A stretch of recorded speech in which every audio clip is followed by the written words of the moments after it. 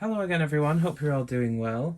I've got an interesting video for you today and it combines automatic patterning and hand manipulation.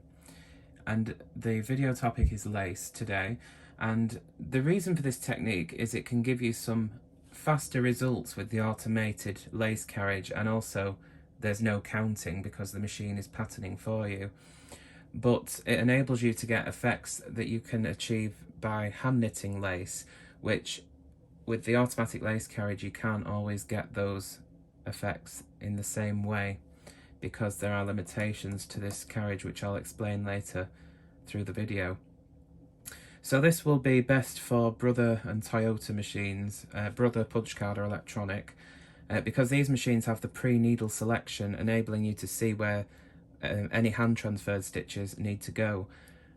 Silver Reed, Singer, Knitmaster Studio machines, they don't have a pre-needle selection for the row ahead. So unless you're following the actual chart that you're knitting from, that the machine is using, then you may find it difficult on those machines. But for Brother and Toyota, this works well. So basically, we'll be using a single prong tool. I've got my 7-in-1 prong here, for no particular reason, just because it was in the tool holder there, so I grabbed it. So a single prong tool and the patterning of the lace carriage. The video will be for a built-in pattern, which I'll show you in just a minute, just so it makes it easier for you to try, because it'll be a pattern you already have. So, usual rules with the lace carriage always on the left, your extension rails are on, and the main carriage on the right. All the lace carriage will be doing is transferring stitches, and the main carriage will be doing the knitting. So without further ado, let's get into the video. So I've cast on 80 stitches here, just for a sample, and I've knitted a few rows.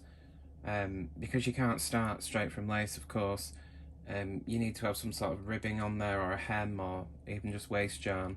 You wouldn't be able to just cast on, knit a row and start with lace, because it'd all go wrong. So these rows here are just to give me a bit of length so I can start knitting lace. So that's what that's for.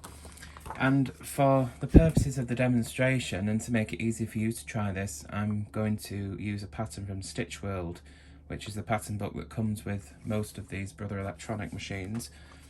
And I'm going to use pattern 161, which is this sort of, I guess, leafy design here. So I'm going to program the pattern in the usual way and just have it be automatically centered. And what we're going to do is,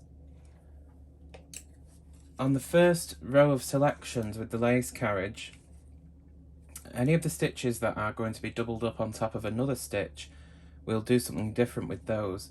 And remember that any stitch that sits on the needle first will be the one that shows on the right side or the knit side of the fabric. So let me get a bit closer here once I've selected these needles and show you what I'm going to do here.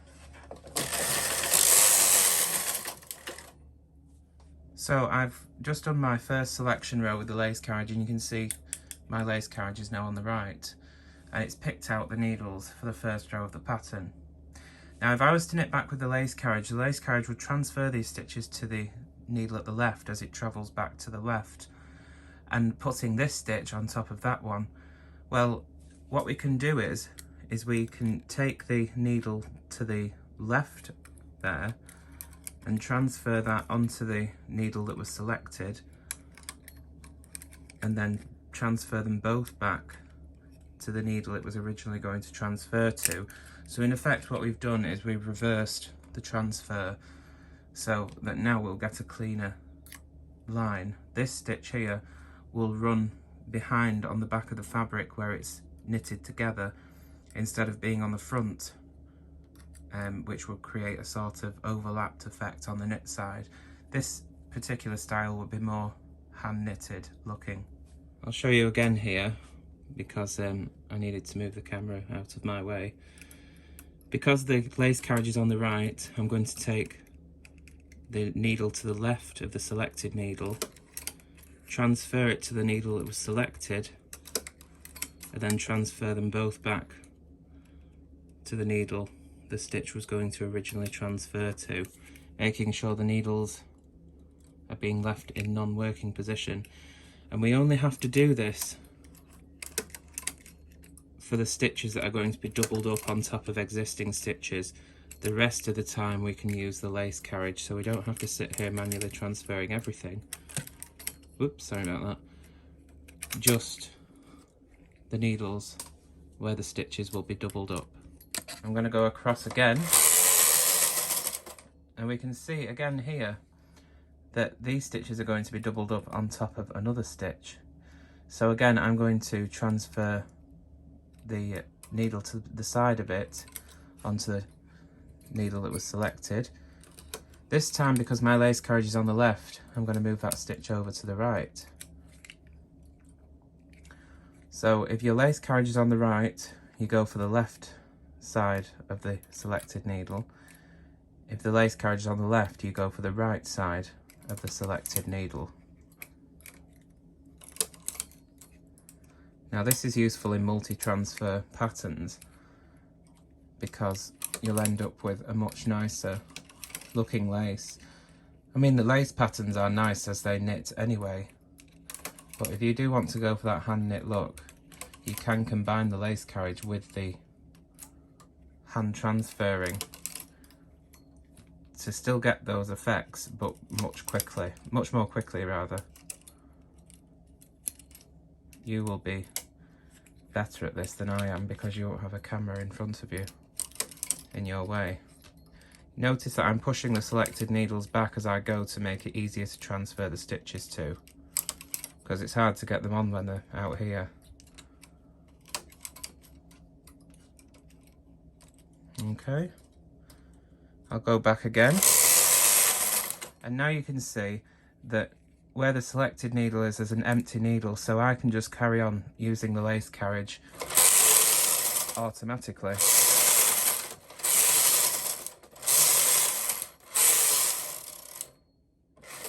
My 2 has appeared in the memo window, so I'll knit 2 rows.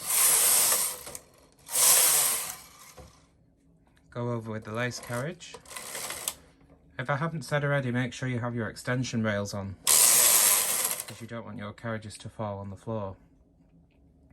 Now you can see these selected needles will be moved onto an existing stitch. Because my carriage is on the right, the lace carriage, I need to go for the left side of the selected stitch. Move it over, and whoops, and I just do this for the whole row. Some lace patterns will be different than others, and some will be quicker to do. You may find this a bit tedious, but it is an alternative to hand transferring the entire pattern, and you have the additional advantage of there's no counting because the machine is selecting the needles for you. You can also use this technique on the chunky machines. I have done a video, and you can use the carriage to select the needle, because obviously the chunkies didn't come with a lace carriage, so you can use the main carriage to select the needles for you, and you move them across. But in this technique, we're just taking the first needles selected in the row where the stitches will be doubled up on top of other stitches and reversing the transfers, because the lace carriage can't do reverse transfers, it can only move them over.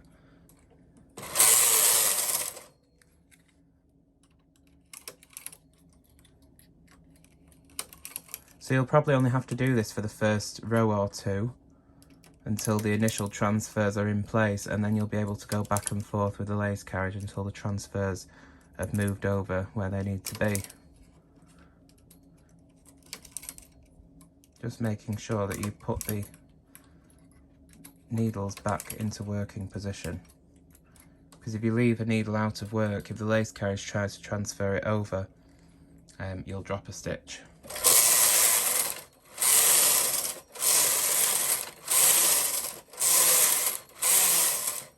And that is basically it, we just carry on in that way. So if you come across a stitch like this one here, you see that's already been doubled up, we still want to take that stitch and transfer it in reverse and move it back to the original needle. And as I say, you only have to do this once you have already set your eyelets. So when the next section of stitches, will say if this one came out to be moved over to the right, you can let the lace carriage do it because that stitch is already empty, so it won't make any difference. And should you get stuck in which way to transfer the stitch, just remember that whichever side your lace carriage is on, which way will the lace carriage move the stitches. If you're travelling to the left, the stitch will move to the left. If you're travelling to the right, the stitch will move to the right. And because the lace carriage is over here, it will be going back to the left, so the stitch needs to go to the left.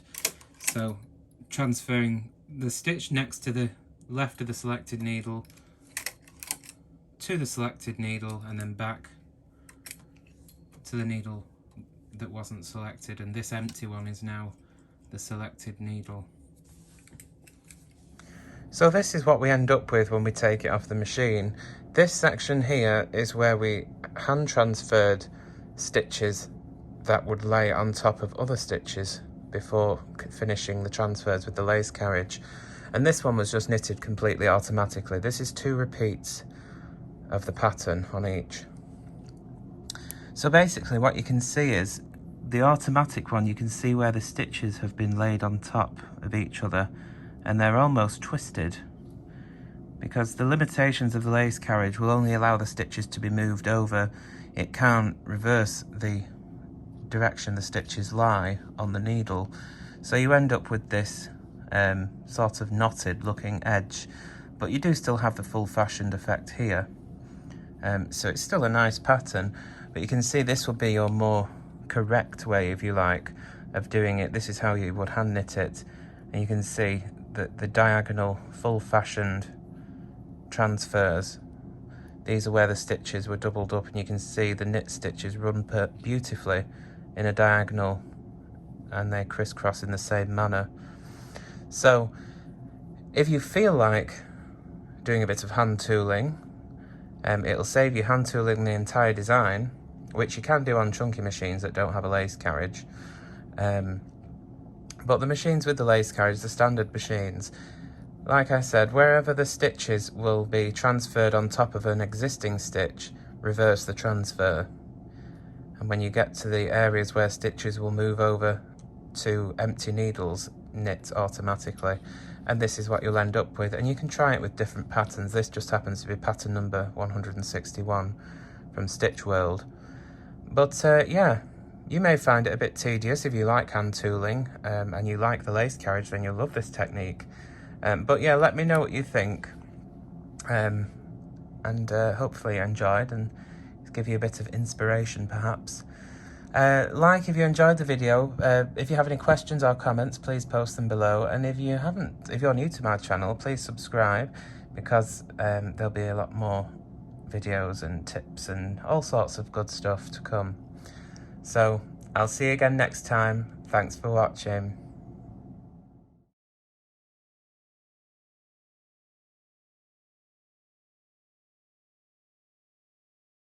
So I'm going to program the pattern.